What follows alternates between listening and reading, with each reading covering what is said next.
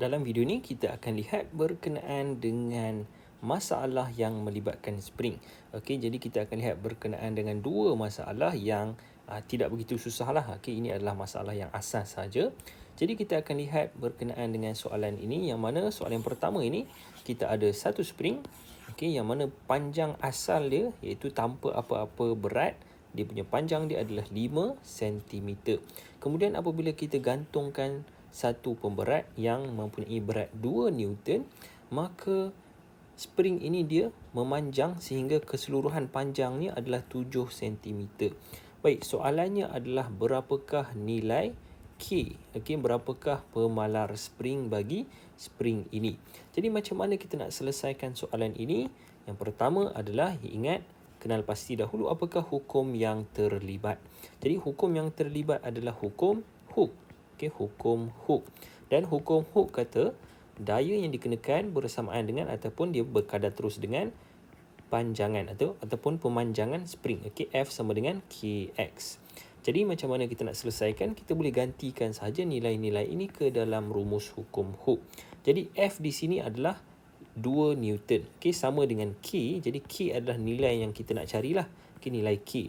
Kemudian kita darabkan dengan X. Okey, berapa nilai X di sini? Okey, ingat X ini merujuk kepada pemanjangan, okey, ataupun mampatan. Pemanjangan lah dalam kes kita ni, sebab spring jadi panjang maka dia merujuk kepada pemanjangan. Jadi berapa pemanjangan dia?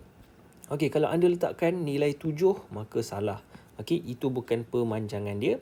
Ingat, pemanjangan dia adalah berapa dia punya beza daripada selepas dia dipanjangkan ataupun diletakkan berat, okey, dengan beza dengan asalnya. Jadi asalnya 5 cm, kemudian bila digantung berat dia menjadi 7 cm, maksudnya dia telah dipanjangkan sebanyak 2 cm. Okey, macam mana boleh dapat 2? 7 tolak dengan 5. Okey, 7 tolak 5 kita akan dapat 2 cm. Jadi pemanjangan dia adalah 2 cm. Maka kita gantikan saja X bersamaan dengan 2, maka kita akan dapat K bersamaan dengan 2 Newton bahagi dengan 2 cm. Okey, ingat ini dalam cm.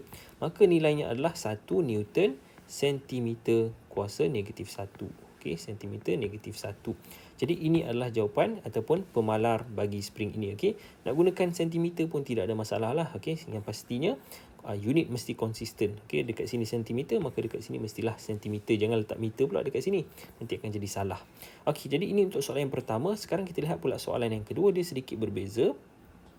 Okey, soalan yang kedua ini dia diberi spring asalnya adalah 10 cm. Kemudian setelah kita letakkan 5 Newton, maka soalannya adalah berapa pemanjangan bagi spring ini ataupun berapa keseluruhan panjang bagi spring ini selepas ditarik sebanyak dengan berat 5 Newton. Okey, jadi kita nak tahu berapa nilai X cm ataupun mungkin kita boleh bagi nilai supaya kita tak keliru, L cm. Okey, berapa panjang L ini. Baik, jadi macam mana kita nak selesaikan? Kita telah diberi K, iaitu pemalar bagi spring ini adalah 5 Newton per centimeter. Okey, jadi kita gunakan rumus bagi hukum Hooke. Okey, F sama dengan Kx. Jadi F adalah 5 bersamaan dengan K, nilainya adalah 5. Okey, darab dengan X. Jadi X bersamaan dengan 5 bahagi 5. Jadi kita akan dapat, ingat di dalam centimeter, maka kita akan dapat berapa ni? Okey, Newton. Ini adalah Newton centimeter. Jadi kita akan dapat 1 cm. Maksudnya pemanjangan di sini adalah sebanyak 1 cm.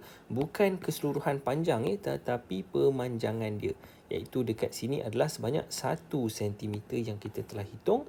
Jadi berapa keseluruhan panjang dia?